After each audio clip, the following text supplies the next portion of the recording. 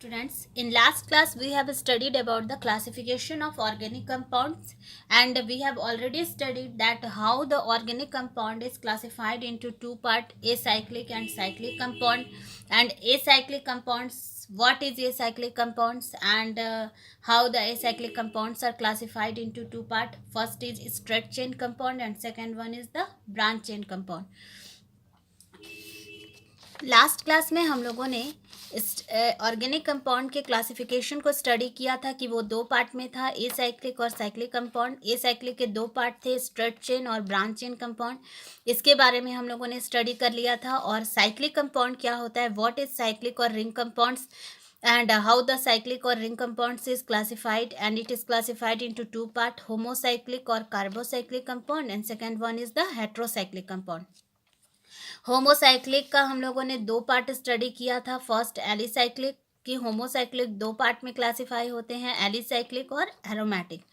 Alicyclic compounds और aromatic जब हम लोग का कंप्लीट हो गया, तो अब हम लोग स्टडी करेंगे कि एरोमेटिक कंपाउंड जो होता है वो भी दो पार्ट में क्लासिफाइड होता है.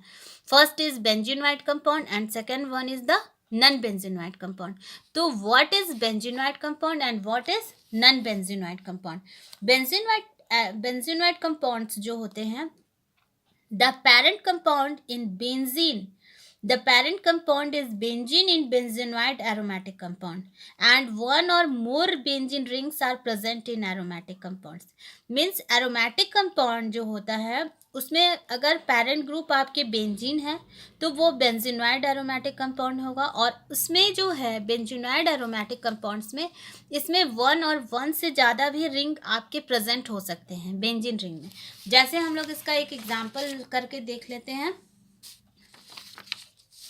जैसे फर्स्ट तो है कि ये हम लोग इसमें करेंगे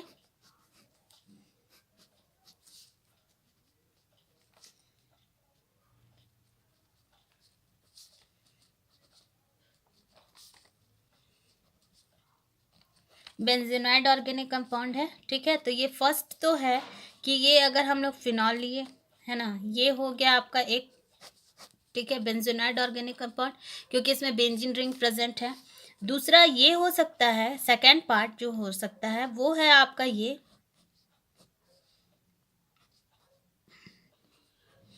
इट इज नेफ्थलीन. ठीक है, और ये भी आपका एग्जाम्पल जो है वो किसका हो जाएगा, ये भी benzenoid organic compound. Why, because it has two benzene rings are present. Two benzene ring जो है वो यहाँ पे प्रेजेंट है. ठीक है, next is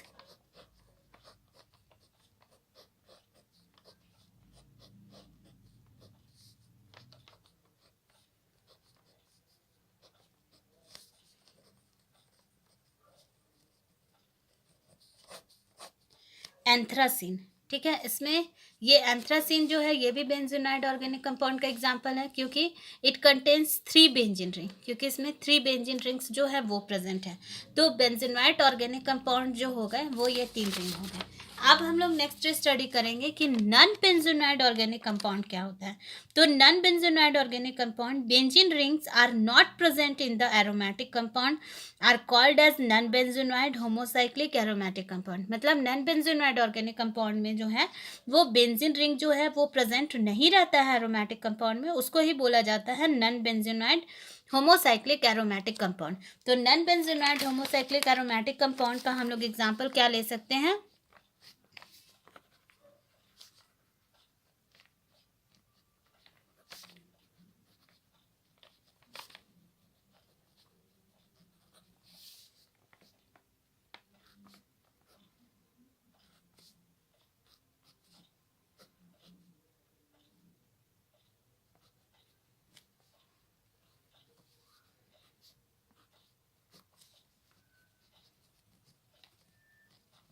ट्रोपोलोन.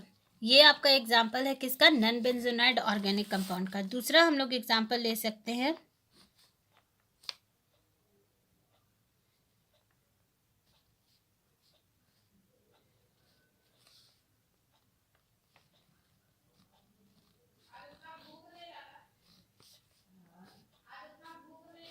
Non benzenoid organic compound जो है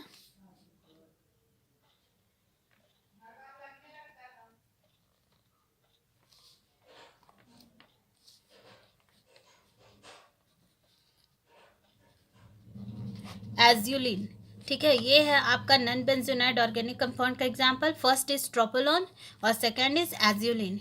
तो ये हम लोगों ने आज बेंजोनाइड और नॉन बेंजोनाइड ऑर्गेनिक कंपाउंड के बारे में स्टडी कर लिया कि होमोसाइक्लिक जो है, साइक्लिक और रिंग कंपाउंड, इसका दो पार्ट था, homocyclic and second one heterocyclic, जिसमें हम लोगों ने होमोसाइक्लिक के दो पार्ट एलिसाइक्लिक और एरोमेटिक के बारे में स्टडी किया, और एरोमेटिक के दो part benzenoid and non benzenoid organic compound के बारे में स्टडी किया। अब हम लोग स्टडी करेंगे वो है हेट्रोसाइक्लिक कंपाउंड, कि what is heterocyclic compounds. And heterocyclic compound is classified into two part, first is non aromatic compound और second is aromatic compound.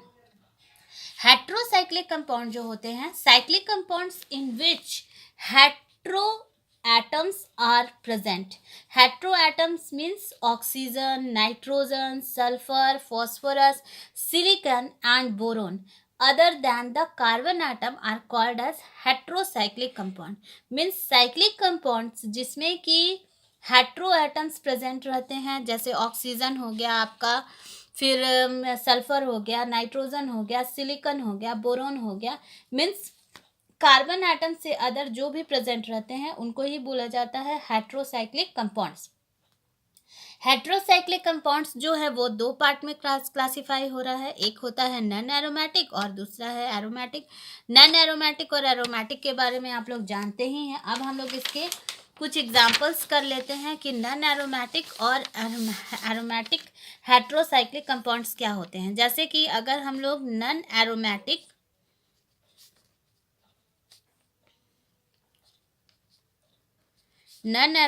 Heterocyclic compounds के बारे में हम लोग इसका एग्जांपल से स्टडी करेंगे, और एरोमेटिक हेट्रोसाइक्लिक का एग्जांपल करेंगे। नॉन एरोमेटिक हेट्रोसाइक्लिक का एग्जांपल्स जैसे आपका हो गया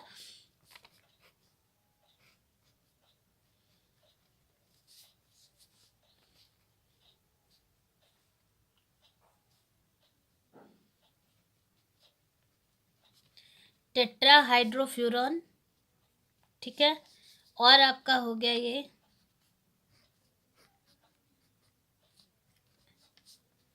टेट्राहाइड्रोथायोफीन, ठीक है।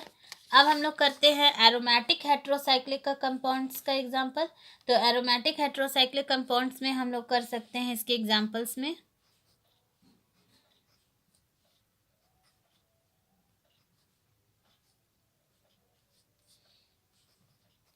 ये हो गया पायरोल,